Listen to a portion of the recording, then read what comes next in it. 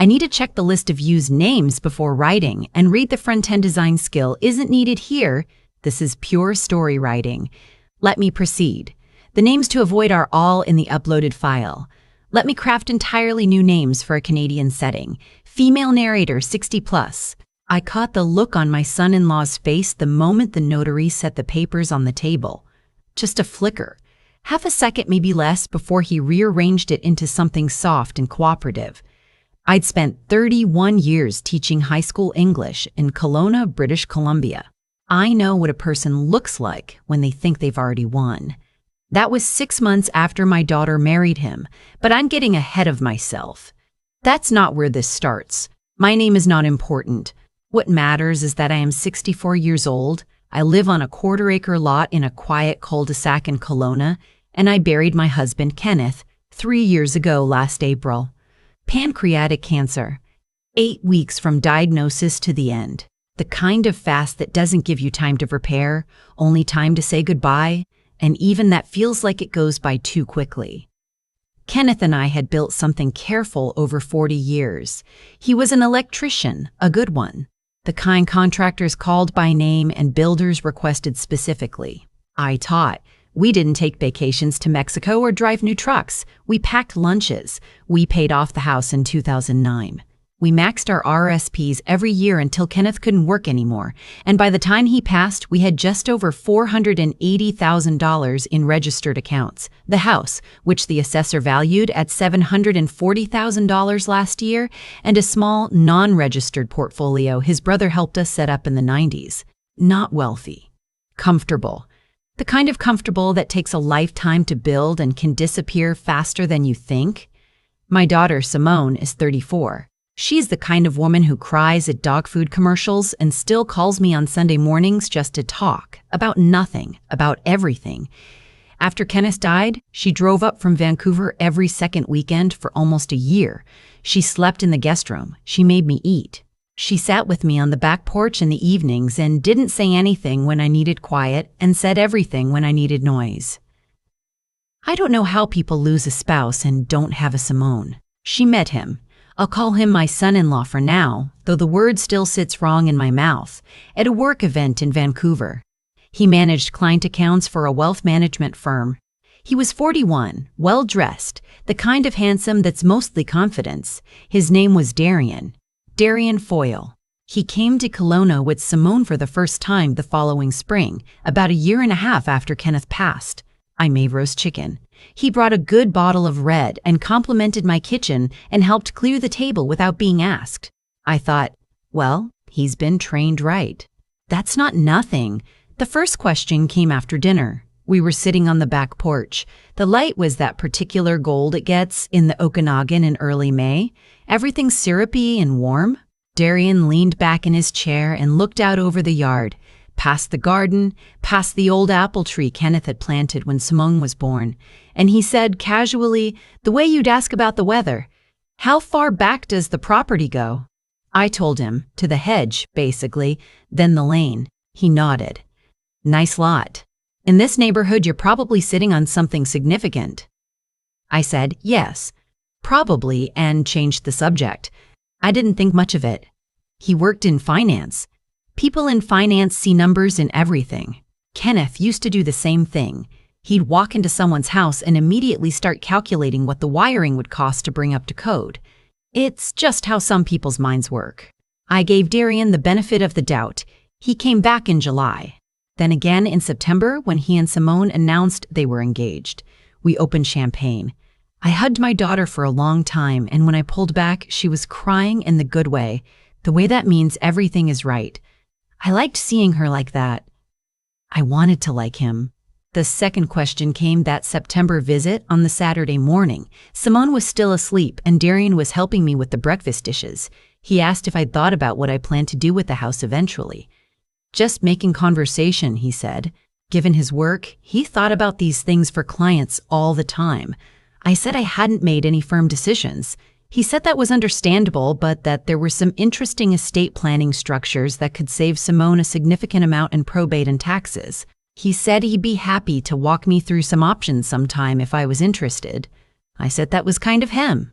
I did not say that I had already spent 3 sessions with a very competent estate lawyer in downtown Kelowna and that my affairs were entirely in order, organized exactly the way Kenneth and I had planned, with Simone as sole beneficiary and a trusted friend named Gail as executor.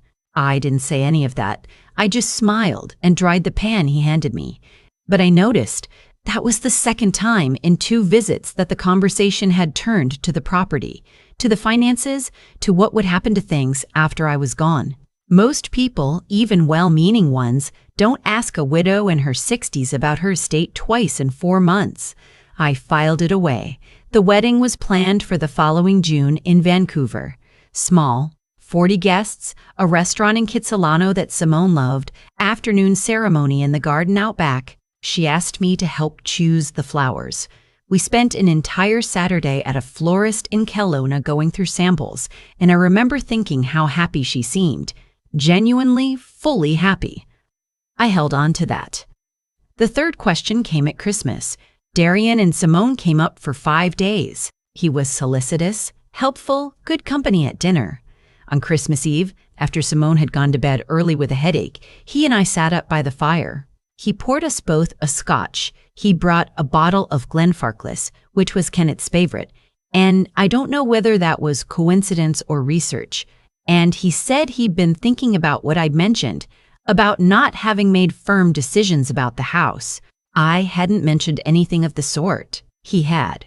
He said there was a structure, a type of family trust, that could be set up relatively simply that would protect the asset from probate, reduce Simone's tax burden, and potentially allow for some income splitting. He said he worked with a colleague who specialized in exactly this kind of planning for families in my situation. My situation. I turned that phrase over quietly. He said, of course, there would be no rush. He just wanted me to know the option existed. He said, you've worked hard your whole life. It would be a shame for a big chunk of it to go to taxes when it doesn't have to. I agreed that would be a shame. I thanked him for thinking of me. That night after he'd gone to bed, I sat by myself in the kitchen for a while. I thought about the conversation very carefully. I thought about the first question, and the second, and now this one. I thought about the trust structure he described. I knew enough from my own estate planning to know that setting up a family trust with a son-in-law involved in any administrative capacity could create complications I hadn't invited. I thought about the fact that he had suggested his own colleague. I didn't tell Simone. Not yet. I didn't have anything concrete. Only a feeling and a pattern, and 31 years of watching teenagers try to get something from me while pretending they weren't. I called Gail the next morning while Simone and Darian were still asleep. Gail is my age. She worked in banking for 25 years before she retired. She's the kind of woman who reads the fine print on everything and keeps records of records. I told her about the 3 conversations. She was quiet for a moment. Then she said, I want you to do something for me. I want you to look up Darian Foyle on the BC Securities Commission website. I didn't find much under his name directly. But Gail, who is considerably more resourceful than I am, called me back 2 days later. She'd spoken to someone she knew from her banking days, someone who had crossed paths professionally with Darian's firm. What she'd learned wasn't criminal, not exactly, but it was this.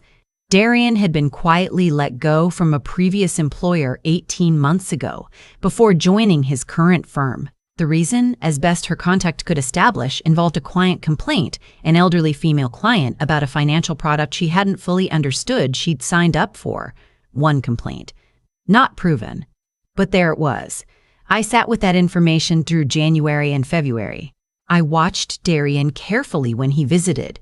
He was good. Genuinely good at being warm, at making Simone laugh, at being helpful around the house. If I hadn't been looking, I don't think I would have seen it, but I was looking now. In March, 2 things happened. The first, Simone called me on a Wednesday night, not Sunday, and she sounded strange.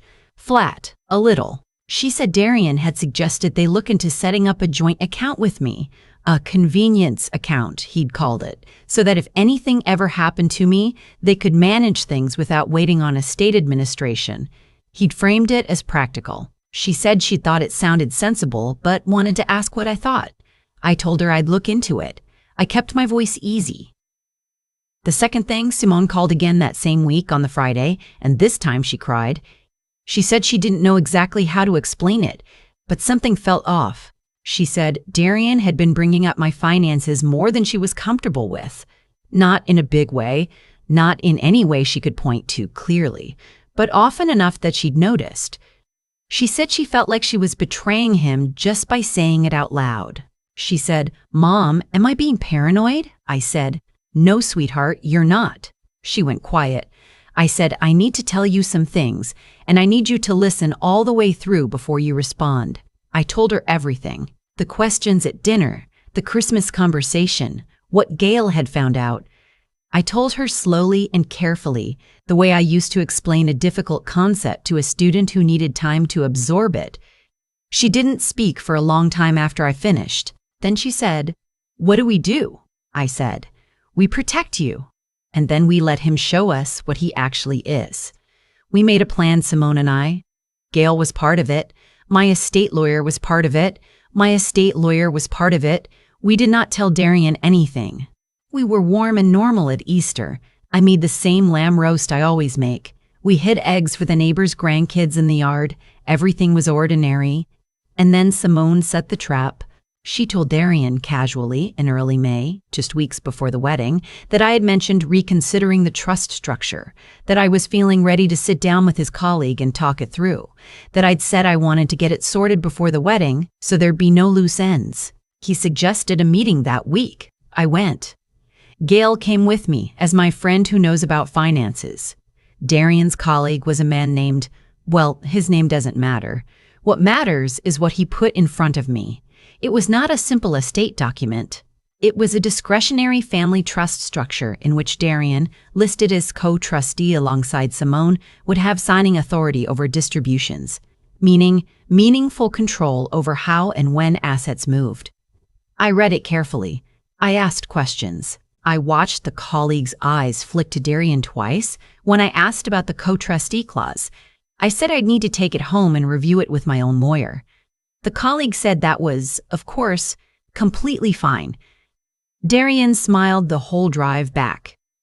Warm, relaxed, happy, like someone who thought the last gate was almost open. 2 weeks before the wedding, I sat down with my lawyer. We went through the document. She used the word overreaching and the phrase unusually broad discretionary authority. She said she had seen similar structures used legitimately, but that given the circumstances I described, the repeated questions, the prior complaint, the suggestion of his own colleague, she would not recommend I sign it. She also helped me ensure that all my accounts, my registered holdings, and the title on my house were in order, and that no convenience account could be opened without my explicit sole authorization at the branch level. Everything was locked. Everything was mine. I called Simone that night. I said, "You can go through with the wedding if you want to. I will support whatever you decide. But you should know that what your lawyer found in that trust document is not normal, and it is not in your interest either." She was quiet again. Then she said, "Mom, I've already called the wedding off. I did it this morning." I hadn't expected that. I'd been trying so hard to let her make her own choice. She said it hadn't been just the financial thing. She said that once she'd started looking clearly, without the fog of wanting to believe in him, she'd seen other things, small things. The way he referred to my house as the Kelowna property, the way he'd asked twice whether I had a will and who my executor was, the way he'd never once, in all their months together, asked about her father, about Kenneth, about who Kenneth was. She said he never asked me anything about Dad.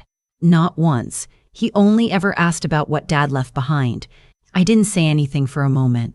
I just held the phone. Then she said, and this is the part I will never forget, the part that made me understand that whatever I did or didn't do, I had raised exactly the daughter I'd hoped to raise. She said, "I'm sorry I didn't see it sooner, Mom. I'm sorry you had to be so careful for so long without telling me." I told her she had nothing to be sorry for, that he had been very good at what he was doing, that it takes a certain kind of person to spot it and a certain kind of courage to say it out loud when you love someone. I also told her you did see it. That's what matters. You called me on a Wednesday. The wedding that was supposed to happen in Kitsilano in June did not happen. The restaurant graciously refunded most of the deposit. The flowers were canceled. 40 guests received a message from Simone. Calm, private, asking for no questions. And to their credit, almost no one asked any. Darian sent me one message in July, just a few lines. He said he felt there had been a misunderstanding, that his intentions had always been good, that he hoped I knew how much he'd cared about Simone. He said he hoped we could speak sometime. I didn't respond. There was nothing to say that a response could improve. What I did instead, I forwarded the trust document along with a written summary of the conversations I'd documented since that first May dinner to the BC Securities Commission. I don't know what became of it. That's not my business anymore. I did what was right to do, and then I let it go. Gail came over the following weekend. We sat on the back porch in the same chairs where Darian had once asked about the property line. The apple tree was full that summer. Kenneth's tree, the one he'd planted the year Simone was born. We didn't talk about Darian much. We talked about Simone, who was already doing better than either of us had expected. About the garden. About the way the light falls differently in August than it does in May, softer somehow, less urgent. Gail said, "You know what I keep thinking about? He thought you were just a retired schoolteacher in a nice house." I laughed at that. I still laugh at it. Because here is what Darian Foyle did not know, and what I think is worth saying plainly. There is no type of person more practiced at recognizing manipulation than someone who spent 3 decades in a classroom. I have seen every version of the slow persuasion, the casual question that isn't casual, the patience that looks like kindness, the smile that doesn't match the ask. I have watched 17-year-olds construct elaborate justifications for why the rules shouldn't apply to them, and I have loved them anyway while holding the line. He thought my age made me easy. He thought my grief made me soft. He thought my trust in my daughter made me a door he could open slowly without my noticing. He was wrong about all 3. Simone came up for Thanksgiving that October. She looked like herself again, rested, clear-eyed, laughing at things. We made the full dinner, just the 2 of us, and set the table with Kenneth's mother's china the way we always used to. She brought wildflowers from a farm stand she'd found on the drive up, yellow and rust and deep purple, and put them in the old blue jug on the sideboard. After dinner, we sat on the porch. The valley below was turning gold. She reached over and took my hand without saying anything.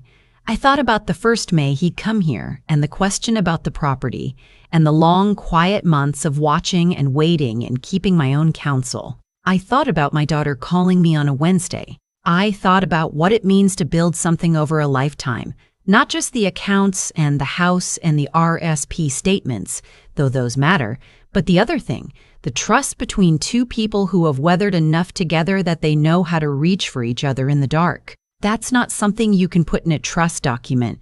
That's not something anyone can take a co-trustee position on. Simone squeezed my hand. The light was going, the way it does in the Okanagan in October, fast and golden and then suddenly gone. I squeezed back. We stayed out until it was cold. I've thought a lot about what I would say if someone asked me what this whole thing taught me. Not the legal part, the human part. Here's what I keep coming back to. Darian wasn't stupid. He was patient. He understood that the most effective way to get something from someone is to make them feel cared for first. He brought the right scotch. He cleared the table without being asked. He was warm in exactly the ways that a grieving woman who had recently lost her husband might need someone to be warm. That wasn't an accident. That was a strategy. And the reason I find that worth saying plainly is not to be cynical about kindness.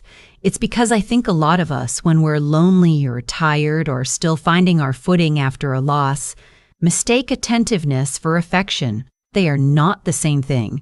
One of them is about you. The other one is about what you have. I don't say that bitterly. I say it because I almost missed it myself, and I was watching.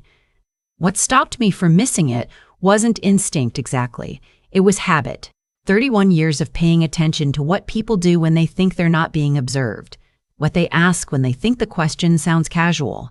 what they reach for when they think the door is almost open. I built that habit in a classroom, one September at a time, and I never imagined it would be the thing that protected my daughter and everything Kenneth and I had spent our lives building together. But it was. There's something uncomfortable in that, and I think it's worth sitting with rather than rushing past it. The people who took advantage of Darian's situation, or tried to, weren't strangers. They come in close. They come recommended by someone you love. They come holding a bottle of your late husband's favorite scotch. That's not a reason to close yourself off from people. It's a reason to stay clear-eyed even when your heart wants to trust. Simone asked me once, after everything had settled, whether I felt guilty for not telling her sooner. The honest answer is yes, a little.